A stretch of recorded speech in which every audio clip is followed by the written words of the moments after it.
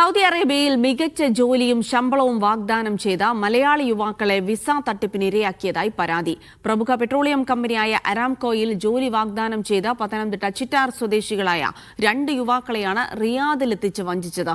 നിലവിൽ റിയാദിൽ കുടുങ്ങിക്കിടക്കുന്ന യുവാക്കൾക്ക് ഭക്ഷണവും വെള്ളവും പോലും ലഭിക്കുന്നില്ലെന്നാണ് കുടുംബം ആരോപിക്കുന്നത്. പത്തനംതിട്ട ചിറ്റാർ സ്വദേശികളായ ഷിയാസ്, അൻഷാർ അഷ്റഫ് എന്നിവരാണ് വിസ തട്ടിപ്പിനിരയായത്.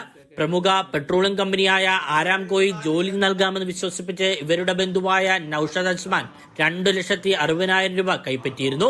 യാത്രാമധ്യേ മുംബൈയിലെത്തിയപ്പോൾ ഔദ്യോഗിക നടപടിക്രമങ്ങളുടെ ഭാഗമെന്ന് പറഞ്ഞ് നൌഷാദ് യുവാക്കളെ കൊണ്ട് ചില രേഖകളിൽ ഒപ്പിടിയിച്ചിരുന്നു.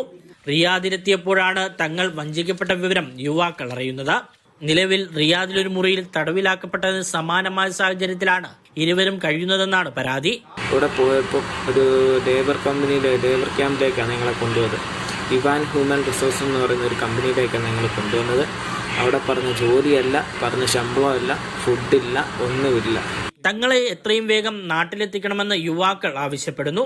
മക്കളുടെ അവസ്ഥയോർത്ത് എന്ത് ചെയ്യണമെന്നറിയാതെ ആശങ്കയിലാണ് ഈ കുടുംബം. കുഞ്ഞിനെ വിളിച്ചപ്പോൾ കുഞ്ഞിനെ ഉപദ്രവിക്കുകയും അടിക്കുകയും എല്ലാം ചെയ്തെന്ന് പറഞ്ഞു. കുഞ്ഞിന്റെ ഉടുപ്പ് വരെയും വലിച്ചു കീറി. അവന് കൂലിപ്പണി ചെയ്ത് ജീവിച്ച കുഞ്ഞാണ്. കുഞ്ഞിപ്പം പട്ടിണി കിടന്ന് വേസ്റ്റ് വാരി തിന്നുന്ന ഫോട്ടോ കൂടെ ആണ് ഇട്ട് കൊടുത്തേക്കുന്നത്. യുവാക്കളുടെ ജീവൻ അപകടത്തിലാണെന്ന ആശങ്ക നിലനിൽക്കുന്ന സാഹചര്യത്തിൽ വിഷയത്തിൽ അടിയന്തരമായി ഇടപെടണമെന്ന് ആവശ്യപ്പെട്ട് കുടുംബം തിരുവനന്തപുരത്തെ നോർക്ക അധികൃതർക്കും പ്രവാസികാര്യ മന്ത്രാലയം അഡീഷണൽ സെക്രട്ടറിമാർക്കും പരാതി നൽകിയിട്ടുണ്ട്. മീഡിയ 1 പത്തനംതിട്ട.